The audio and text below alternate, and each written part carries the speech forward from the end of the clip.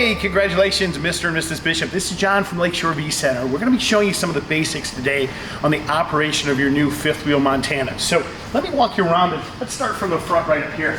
In the front here, we've got a battery disconnect switch. That's this red switch up here on the wall. That's connected to our battery. That powers up our 12-volt side of things in the camper itself. You've got a deep cycle battery, which is located underneath this cover as well. This is the vent for that. You'll notice we've put your 25-foot 50-amp power cord, your sewer hose, your electrical adapter, and that's your extension for your water spigot, which I'm going to show you on the side in a second. This 50-amp hose is so that you can run multiple air conditioners at one time. This is a 50 to 30-amp adapter plug, and that's designed so that it'll reduce the power source down for you. Okay, you guys, this is your front leveling system. These are your jacks. To power this on, all we have to do is simply push this button right here. When we want to operate our jacks up and down, notice how I can push this. That'll operate those jacks up and down. When I want to auto level, all I have to do is hit that. There are detailed instructions that we walk you through right here. So if you have any questions about that jack system, you can also download this with a QR code down to your phone and stuff like that, which is nice because you can control a lot of that stuff right from your phone. I'm going to walk you through this docking station a little bit more here. So in this docking station, one of the first things you're going to notice is you have an exterior shower. It's a hot and cold shower. That's what that blue hose was for in the front storage compartment. That'll hook into this, allow you to flush out your hose, clean out this side compartment, anything you need. The freeze guard is where we hook up to the winterization system to winterize a camper. What that does is it has a hose that hooks up to that, goes in a gallon of antifreeze, and then it pumps it actually through the system. Notice this bypass for the water heater. What that means is water is not going to go into this, nor is antifreeze if we're pumping it through this freeze guard. We want to make sure we turn that on when we're winterizing the camper, but off in the summer when we want to go ahead and use the camper, okay? When we want to hook up to our city water connections with our freshwater garden hose, we actually hook up to this port right here, okay? This is for when we're winterizing the camper, to winterize the system. Those are our fresh water fills for our tanks. When we want to fill our tank, we simply rotate this valve down, hook into the city water connection. It'll fill our fresh water tank. When we want to bypass that tank and go through just the city water connection, we'll hook into here and rotate that valve into the horizontal position.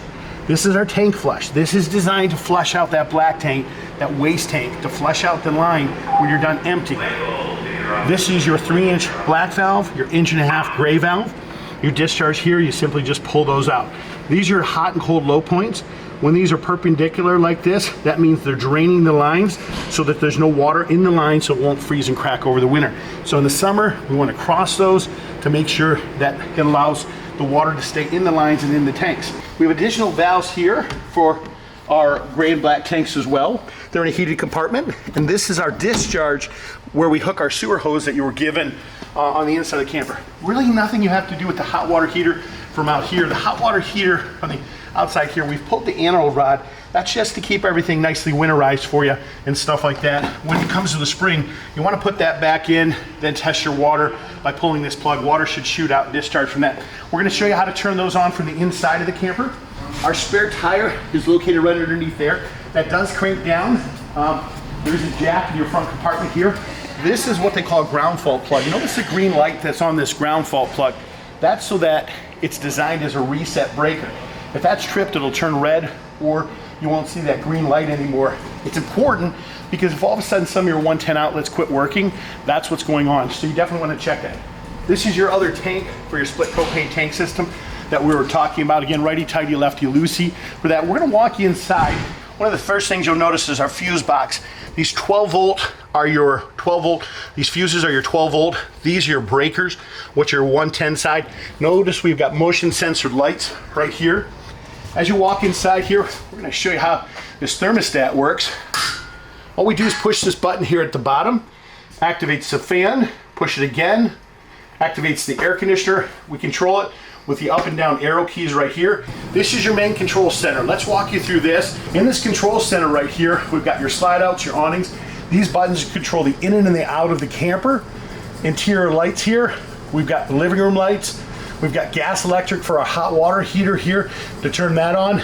Awnings, the slide out our awnings. This is our overhead fan that's located in the kitchen to slide that. This is our ceiling fan, which is located right up here. That's our fan that's moving up there. let's walk you around and show you how to operate this refrigerator. This is a gas electric refrigerator, you guys. That's controlled from the inside here. Simply to turn that refrigerator on, you hit this button. You'll notice it goes to a temperature setting. I put this on auto. The advantage of that is if you're plugged in and if ever your power goes out, your electric goes out, it'll switch to gas. If your gas runs out, it'll switch to electricity. And this simply just controls your temperature settings. I like to typically have this up at 4 to 5 for this particular Dometic refrigerator, just when I start to keep everything nice and cold. This is your stove. Love these stoves. Again, real simple operation. These stoves have what they call a spark igniter on them. So what they're designed to do is you hold it in here, notice the red light comes on, and then all you do is rotate this. And that's how simple it is. And then we rotate to the desired temperature. You always locate your keys around your kitchen faucets. Your owner's manuals and remotes are located in the kitchen drawer here, okay? Let's show you how to operate this fireplace. We push the power on button. This will adjust our temperature setting if we want it on high or low. This is going to adjust our flame color for us. And then if we want to put a timer on this. Again, real simple operation. Remotes for your TV are located in there. We've got USB hookups throughout the camper. Again, just a simple plug and play. When it comes to our blinds, these are what are called MCD roller shades. We simply pull those down and those will pop back up. These recliners do have power buttons. You'll notice they're located in the side here, but you do have to be plugged in to the 110. So you simply push those to operate those. Again, real simple, but you want to be plugged in to operate those. If you ever run into a situation where you don't have a switch on the wall, always go to the center of the light. There's typically a push button which will activate that. You've got your fire extinguisher here, central vacuum here. The tools for your central vacuum are typically located underneath the bed. Turns on and off right there. Real simple operation. Up in front here, we've got an additional air conditioner for the bedroom. This is our thermostat, just like the one down there, operates the exact same way. Switches turn the lights on and off. That's your bedroom kind of in a nutshell, you guys. This is our bathroom, our master suite here. We've got locking catch on the glass doors. We want to make sure we keep that latch because we don't want the doors to slide open during travel and break. You've got an additional fan here for fan controls for the bathroom. And in this cupboard here, you've got a hookup for a washer dryer back there if you ever decide to add a washer dryer, okay? You guys, this is John from Lakeshore V Center. We do appreciate your business. If you have any additional questions, we want to get those answered for you. If you have any help we can, please feel free to give me a call on my personal cell phone at 231-740-6225. Thank you and have a great day.